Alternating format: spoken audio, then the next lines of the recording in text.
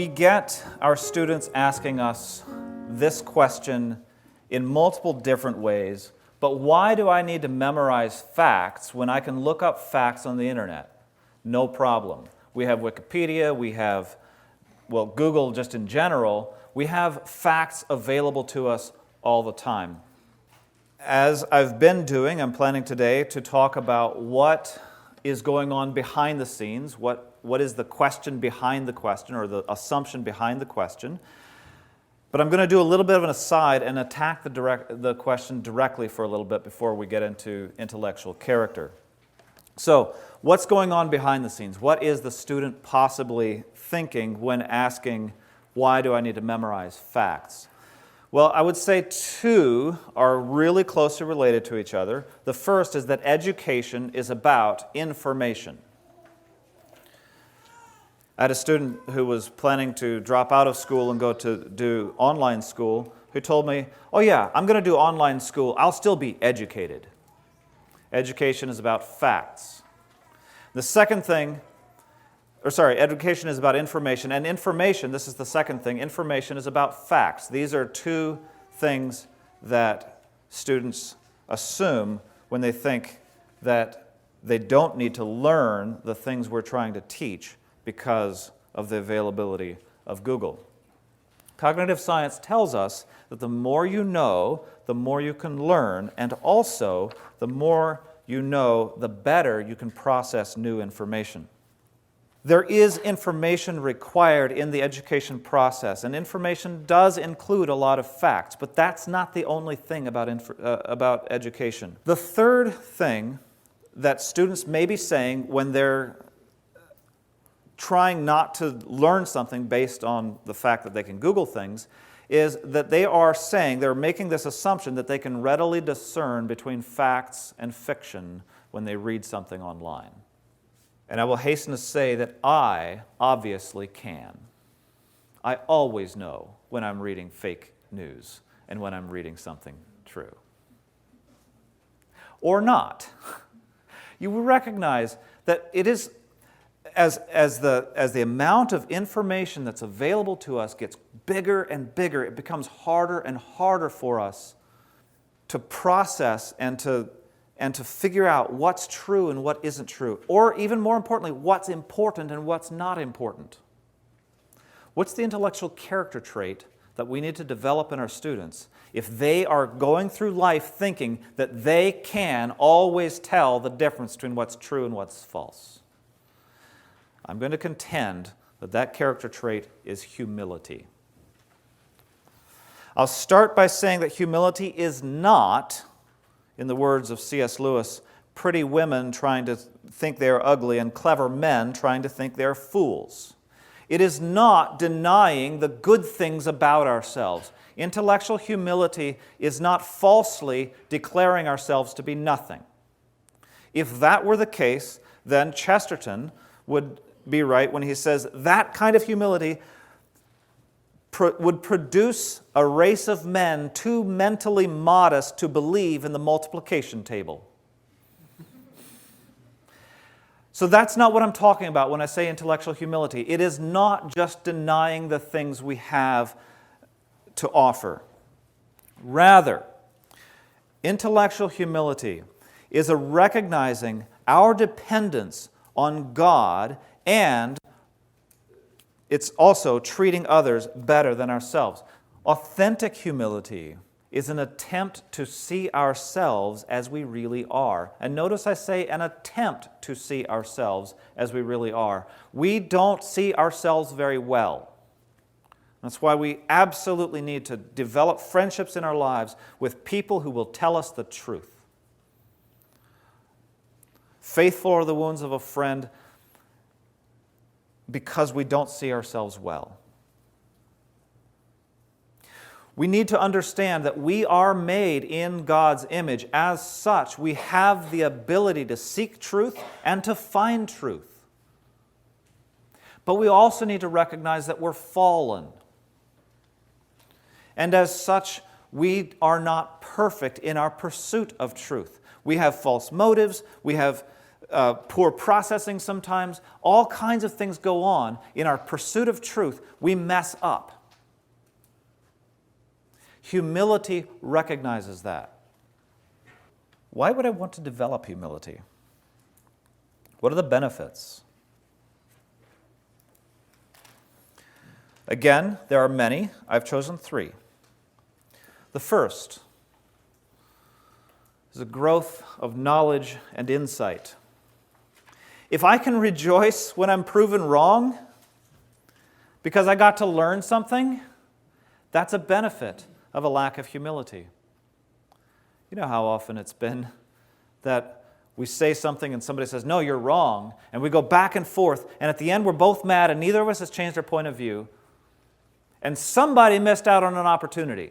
Because one of the two was wrong, don't know which one at this point, but that person missed an opportunity to put their mental model, make their mental model better, more like the world actually is.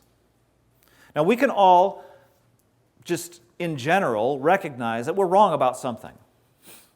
Like I know I'm wrong about something, I don't know what it is. Okay? So when you and I disagree about something, here's an opportunity for me to recognize maybe one of the places that I'm wrong. I might not be wrong here, but if we can talk about it, not in terms of a conflict, not in the case where one of us is vanquished and the other one is victorious, but rather that the two of us together are trying to figure out which one of us is wrong so that person can benefit by now being right. Think about how different our interactions would be around all of the things that we fight about. Our world will be richer and larger. This is the second thing. Our world is richer and larger than if we are intellectually proud. Third benefit. Our influence is increased if we're humble. I already mentioned the case of evangelism, but I'll tell a personal story for this one.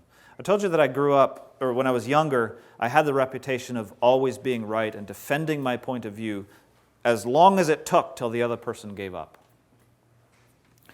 In 2007, I got a job offer to teach in Colorado.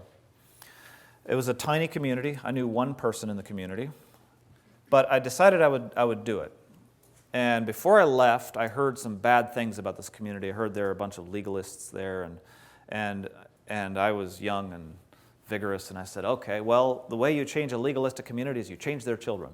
And so I'm going to go in and I'm going to change this community by changing their children. You have enough experience to know how well this went. So I got there, and I started teaching school, and one of the school board members was also a minister. He was my age. I was 23, I think, at the time. So he was young, and he really felt the responsibility of his task, of his role there as minister and as school board member. And so I had this community pegged as a group of legalists, right? So one day, this young minister got up and he gave a sermon, and I was listening to this sermon, and I thought he said that you can't worship God unless you're wearing the right clothes. You can't worship God properly unless you're wearing the right clothes. So I took exception to this. Right? I was wearing the right clothes, but I knew that you can worship God in whatever clothes you're wearing at the time. And so after church, I walked up to him and we started arguing. And wouldn't you know, this is actually kind of embarrassing. It's really embarrassing. For both of us. We stood there and we argued in the parking lot until at least 1:30, I think it was 2 o'clock in the afternoon, while his wife and children sat in the van. I ran into somebody who was every bit as stubborn as I was. And he was my boss. Back and forth, we argued. Okay. That summer, I went back home to Ohio and I worked for my dad. I was driving a truck, hauling farm machinery. And I was driving, I had hours and hours to think. And at some point, somebody said to me, you know, you can either be right or you can be happy. And it clicked. I don't have to argue with this guy. Kept processing, went back with a different attitude.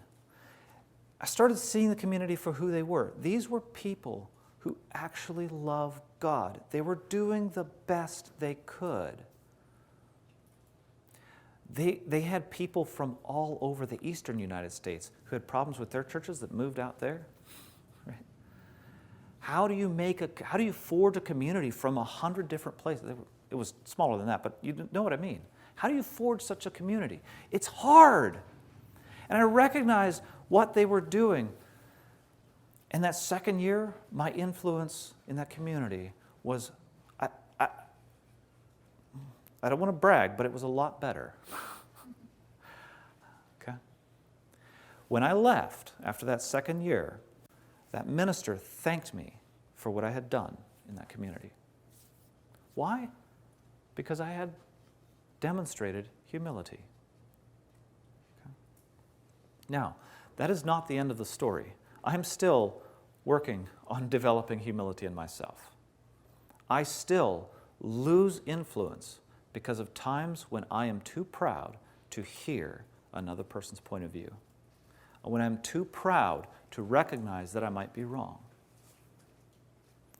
But I go back to that story from that was a turning point in my life. Was that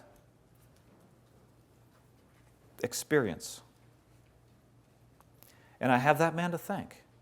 I'm so glad he was stubborn. Even though I hated it at the time. So how do we develop humility? 3 practices in my classroom. One is I try to model humility myself. I'm not perfect and would hesitate even to say that I'm good, but I'm at least trying. I give my students an opportunity to study deeply. And the third practice I use is that when a student brings something that they're really sure is a dumb idea, I try to ask for the other side of the story. So it was actually a former student, sent me an article about how math education is racist because you're looking for the right answers and that's racist. And I said, okay, what's the other side of the story? What's going on here? And I actually looked it up and we had a good conversation about it. If you ask for the other side of the story, if you ask for the student to need to defend the point of view that they think is dumb, perhaps that will help them understand a little bit of what it takes to be humble.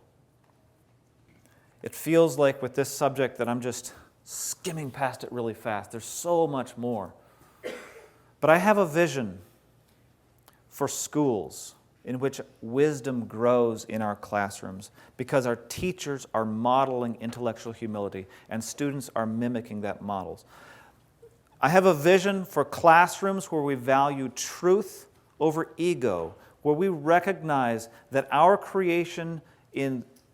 that we are created in God's image, that we are fallen, and that God is working to redeem us to Himself.